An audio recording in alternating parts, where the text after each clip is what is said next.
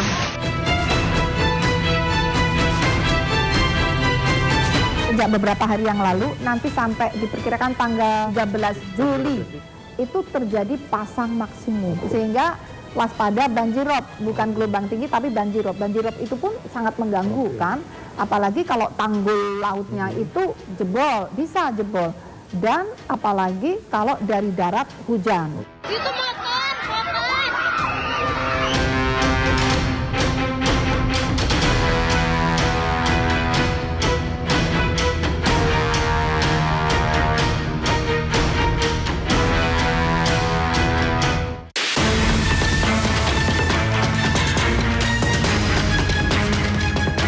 Indonesia diprediksi akan mengalami fenomena kemarau basah hingga Oktober 2025 dengan curah hujan di atas normal yang akan terus mengguyur sebagian besar wilayah.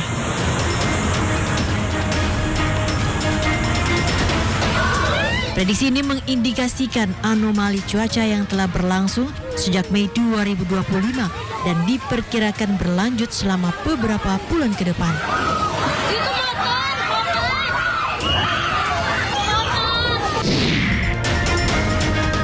Melemahnya monsun Australia yang biasanya identik dengan musim kemarau menjadi salah satu pemicu utama kondisi ini. Kondisi ini diperparah dengan gelombang Kelvin aktif yang melintas di pesisir utara Jawa, memicu perumpukan massa udara dan mempercepat pertumbuhan awan hujan. Berdasarkan data iklim global, BMKG bersama Pusat Iklim Dunia memprediksi bahwa ENSO atau suhu muka air laut di Samudra Pasifik dan IOD atau suhu muka air laut di Samudra Hindia akan tetap berada di fase netral pada semester kedua tahun 2025. Kondisi netral ini memastikan bahwa beberapa wilayah Indonesia akan mengalami curah hujan lebih tinggi dari biasanya di musim kemarau atau yang biasa disebut dengan istilah kemarau basah. Fenomena ini sejalan dengan prediksi BMKG pada Maret 2025 yang menyebut bahwa musim kemarau tahun ini akan mengalami kemunduran sekitar 29% zona musim atau ZOM. Wilayah-wilayah yang terdampak meliputi Lampung, sebagian besar Pulau Jawa, Bali, Nusa Tenggara Barat, dan Nusa Tenggara Timur. Pemantauan hingga akhir Juni 2025 menunjukkan bahwa baru sekitar 30% ZOM yang telah memasuki musim kemarau, jauh di bawah kondisi normal yang seharusnya mencapai 60% ZOM pada akhir Juni. Kepala BMKG Dwi Korita Karnawati menyoroti potensi cuaca ekstrim yang mengancam sejumlah wilayah padat penduduk, destinasi wisata, dan area dengan aktivitas transportasi tinggi. Peringatan ini telah dikeluarkan sejak 28 Juni 2025 untuk mitigasi dampak terutama di masa libur sekolah. Deteksi awal di bulan Maret, jadi jauh sebelumnya. Dari klimatologi BMKG memprediksi musim kemarau yang akan terjadi di tahun 2025 diprediksi akan mundur. Dan curah hujan di musim kemarau diprediksi akan terjadi sifatnya di atas normalnya. Sampai kapan itu, Bu? Nah, itu prediksi itu berlaku mulai Mei dan diprediksi sampai Oktober. Oktober. Berarti masih beberapa minggu, beberapa bulan ke depan harus waspada terus ya? Iya, prediksi dikeluarkan Maret untuk durasi dari Mei sampai Oktober. Dan saat itu dituliskan bahwa diprediksi musim kemarau ini jadi lebih pendek karena mulainya terlambat, selesainya kurang lebih sama. Dan diprediksi puncak musim kemarau bervariasi antara Juli Agustus. Nah, sehingga satu musim kemaraunya kemungkinan terlambat dan terbukti ya ini. Dan masih curah hujan di atas normal. Dan itu terjadi curah hujan benar. Selatan Bali nih, Bali kan banyak yang suka diving, juga selancar, itu surfing. Ini warnanya orange.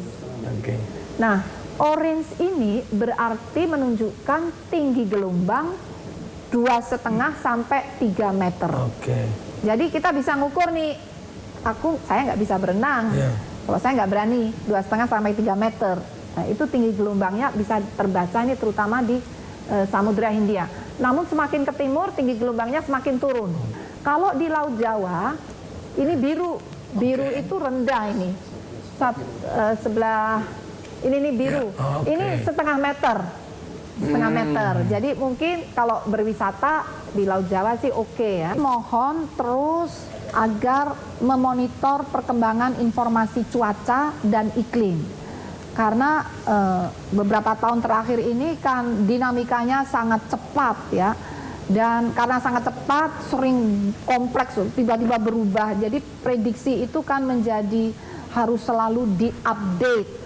Setiap desa atau kecamatan di wilayah Indonesia, kondisi cuacanya hari ini sampai 6 hari ke depan, setiap jam atau setiap 3 jam, itu akan diketahui bagaimana kondisi hujannya. Apakah hujan ringan, lebat, apa ekstrim, atau cerah berawan, kemudian arah dan kecepatan anginnya seperti apa, membahayakan tidak, kemudian kelembapan udaranya seperti apa, suhu udaranya seperti apa, itu ada semua.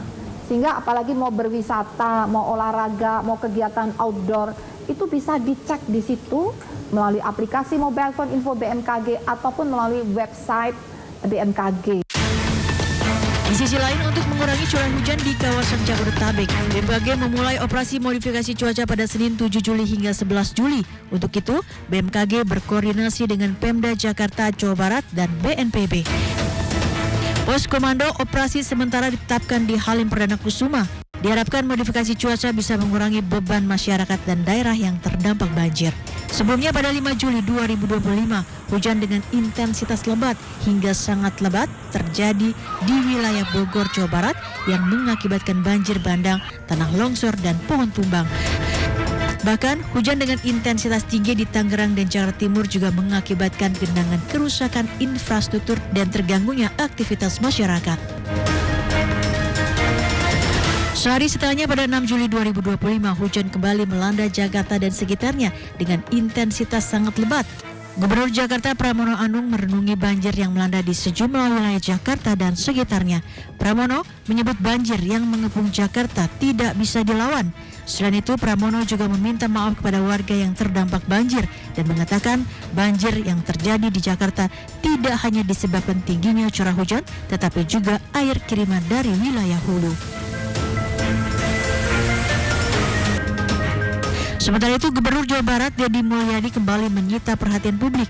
Di tengah banjir yang melanda Jabodetabek, ia kembali membagikan saran yang harus dilakukan seorang pemimpin untuk mencegah banjir di wilayahnya. Ia mengatakan langkah yang harus dilakukan seorang pemimpin adalah membongkar bangunan di bantaran sungai, melakukan pelebaran sungai, serta alih fungsi danau. Menariknya, komentar Deddy Mulyadi tentang banjir ini dilontarkan saat wilayahnya juga terendam banjir. Lagi-lagi, warga Jawa Barat menanti tindakan Gubernur Jawa Barat Deddy Mulyadi untuk mengatasi banjir. Tak hanya sekedar kata-kata untuk banjir Jakarta, namun aksi nyata untuk mengatasi banjir di wilayahnya. Tidak boleh berhenti, terus melakukan perubahan-perubahan kembali fungsi-fungsi sungai untuk berfungsi, kemudian tidak merusak lingkungan, kemudian juga menjaga kesejahteraan pegawainya, bukan hanya memperkaya dirinya saja. Masyarakat dan pemangku kepentingan diharapkan untuk aktif memantau perkembangan informasi cuaca terkini dan peringatan dini yang dikeluarkan oleh BMKG. BMKG juga menekankan pentingnya respon cepat dan mitigasi dari semua pihak untuk meminimalisir dampak buruk dari kemarau basah ini.